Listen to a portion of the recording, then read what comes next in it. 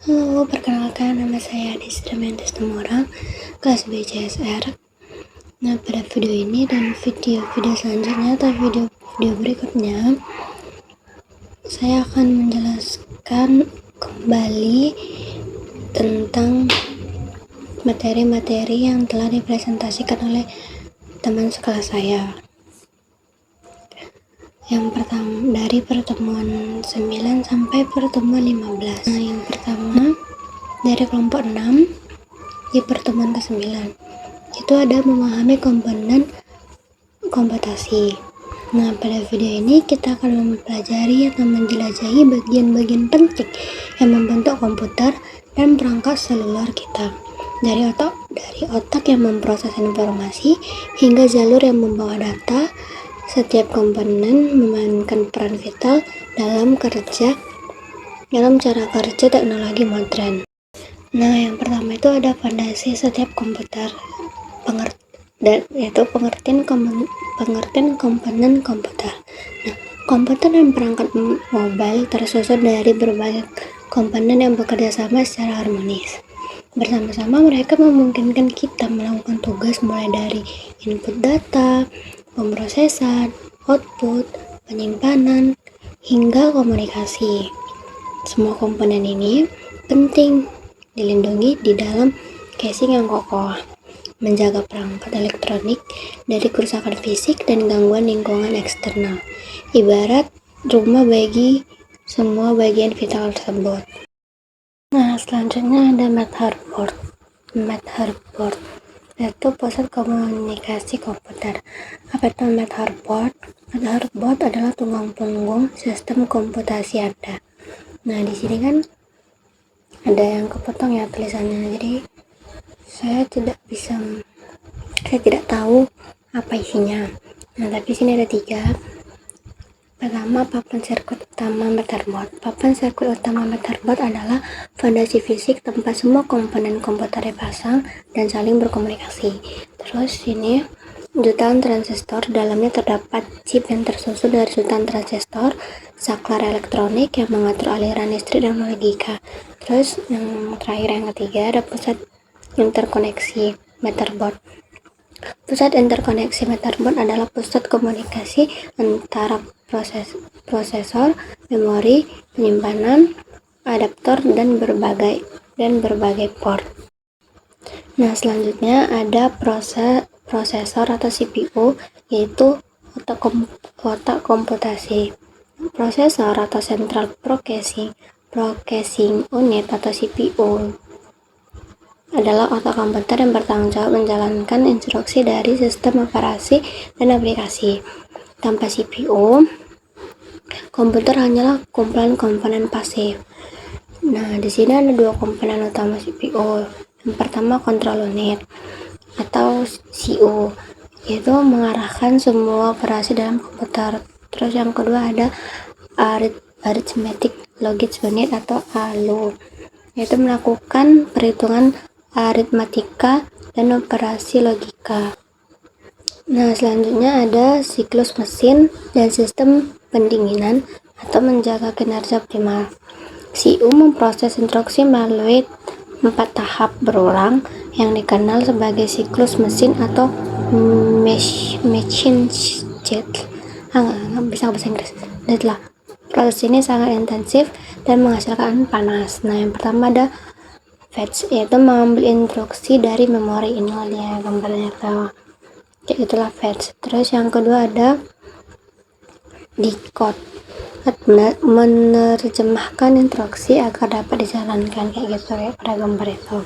Terus yang ketiga ada execute, melaksanakan instruksi yang telah diterjemahkan. Nah, execute pada gambar itu ya. Terus yang keempat, yang terakhir ada store, menyimpan hasil proses ke memori. Itu pada gambarnya dia hampir sama yang fetch, kayaknya sama deh tapi beda. Pertama kan tadi fetch, yang gambar itu store. Nah, untuk mengatasi panas berlebih, sistem pendingin seperti heatsink atau liquid cooling sangat penting untuk menjaga suhu dan mencegah kerusakan komponen. Nah, selanjutnya ada komputasi awal atau cloud computing, yaitu akses fleksibel tanpa batas. Nah, cloud computing mengubah cara kita menyimpan data dan menjalankan aplikasi, memungkinkan akses melalui internet tanpa bergantung pada perangkat lokal kayak yang akses universal, hemat biaya, ruang fisik minim, dan skalabilitas. Nah, akses universal itu akses data dan aplikasi dari mana saja, kapan saja, hanya dengan koneksi internet. Terus yang kedua itu ada hemat biaya. Hemat biaya adalah pembelian perangkat keras yang lisensi perangkat lunak yang mahal. Baru ruang fisik minim, mengurangi kebutuhan ruang fisik untuk menyimpan server dan infrastruktur. Nah, yang terakhir kan ada skalabilitas. Skalabilitas itu kapasitas dapat dengan mudah ditambah atau dikurangi sesuai kebutuhan bisnis yang berkembang. Nah, selanjutnya ada representasi data, itu bisa dibilang bahasa binar komputer. Nah, komputer itu tidak memahami huruf atau gambar secara langsung ya. Mereka bisa mengubahkan sistem binar, sebuah bahasa yang hanya terdiri dari dua digit, yaitu angka 0 sama angka 1 doang. Itu dari awal komputer sampai komputer saat ini pun komputer cuma hanya bisa membaca 2, 0 sama 1. Itu sudah dijelaskan sama Pak Edward ya, sudah dijelaskan sama dosen pengampu. Nah, bit itu adalah satuan data terkecil, representasi dari 0 atau 1. Terus yang ada byte kan, itu satuan penyimpanan yang terdiri dari 8 bit. Nah, semua data yang kita lihat dan gunakan 4 teks, angka, foto, audio, dan video disimpan dalam bentuk kombinasi kompleks dari bit dan bit ini. Nah, selanjutnya itu ada memori atau bisa bilang gudang informasi sementara. Memori ini adalah komponen vital yang berfungsi menyimpan instruksi dan data sementara yang dibutuhkan selama proses komputasi berlangsung. Semakin besar kapasitas memorinya, semakin cepat juga respon komputer Anda.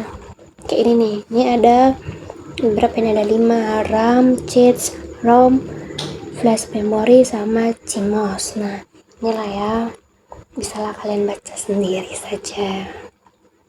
Oke, selanjutnya kita bisa bilang yang terakhir, itu ada konektivitas dan daya, atau bisa dibilang menghidupkan sistem. Nah, komponen ini memastikan